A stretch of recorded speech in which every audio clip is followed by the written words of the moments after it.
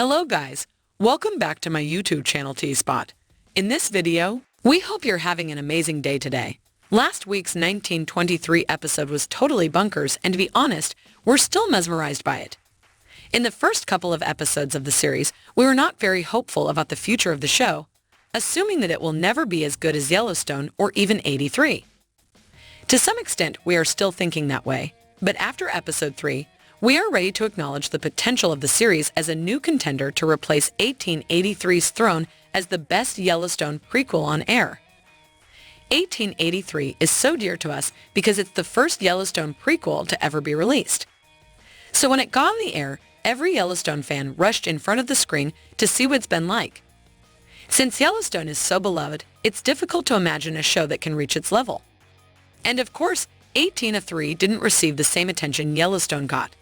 That being said, the show still managed to become a beloved one by the masses and receive mostly very positive reviews. At first, many assumed that it was unnecessary to be a prequel to Yellowstone and instead preferred to have a spin-off of a popular Yellowstone character like Rip. But soon after 1883 got released, it became apparent that the show was actually quite instrumental in understanding the contemporary circumstances and psychology of the Duttons. The generational trauma and pride of the family have always been at the forefront of Yellowstone, but has never been quite understood before 1883. How hard the family had to work to have a place in Montana, how costly it has been for them to get the land, why they are so into their freedoms, and why they put their family before anything else are all answered. The good thing is all these questions and more are continuing to be answered in 1923. And yet there's a slight difference. 1883 was very apparently odd to Yellowstone, and thus the storyline was quite one-dimensional. 1923, however, has its own character and multiple storylines that are not necessarily linked to a modern-day Yellowstone. So in a way, we respect even more than 183 because it's a complete show in itself, even without the presence of Yellowstone. That being said, it's still too early to have a solid judgment on the series as it didn't even come halfway through the season. But the last week's episode signaled that the real adventure begins now as the fighting sides have been clearly established. Spencer is returning home, and unfortunately, two of our main characters are likely to be dead. Since the very beginning of the series, we have been watching the animosity between Jacob Dutton and Banner. The main reason behind their fight is the natural circumstances in Montana at the time. For the record, 1923 is a date that's right after World War I, so it's not exactly a great time to be living. If you are also a rancher, then things are even worse for you, since nature has also not been treating you and your livestock well. Naturally, there is a fight over how to share the existing resources, and Banner and Jacob film see eye to eye in that respect. In the simplest terms, they are having a communication issue, and in those days, having a communication issue might be very costly.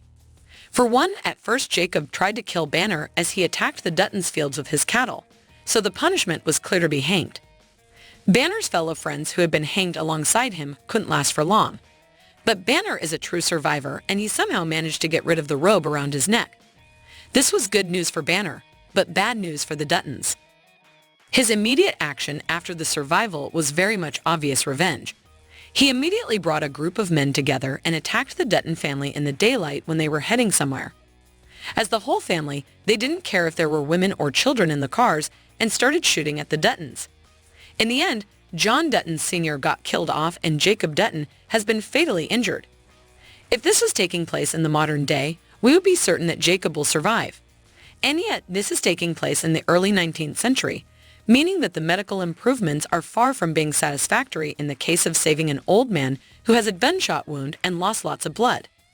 Thus, when we see Jacob laying on that table bleeding nonstop, we couldn't think of a reasonable scenario that would end up with him being survived. At this point, he needs a miracle. That being said, it's also very much unlikely to lose a major name such as Harrison Ford after having him for only 3 episodes. He might be disabled in some way after this, but we don't think he will be dead by any means. We are certain that Taylor Sheridan has found a way to make him survive. Well, after the season 3 finals epic attacks in Yellowstone, all of the Duttons somehow survived, even though it didn't make much sense. Thus, we believe Sheridan isn't a man to lose his character in vain. To be honest, from episode 4 onward, We are expecting 1923 to turn into a family drama series that's focusing on the love-hate relationship between Spencer and Jacob. Jacob needs Spencer because he is the one who needs to inherit the ranch at this point, and he is young and strong enough to defend the ranch against its enemies. And yet Jacob is also the man of his time, so we believe he will not like some of the approaches Spencer takes when managing the ranch. What are your thoughts on 23? Do you think Jacob has the chance to survive, or do you think his survival would make the show a boring one? As there are no high stakes, let us know what you think in the comments below. And don't forget to like, subscribe, and share the video. Thank you for watching. See you soon.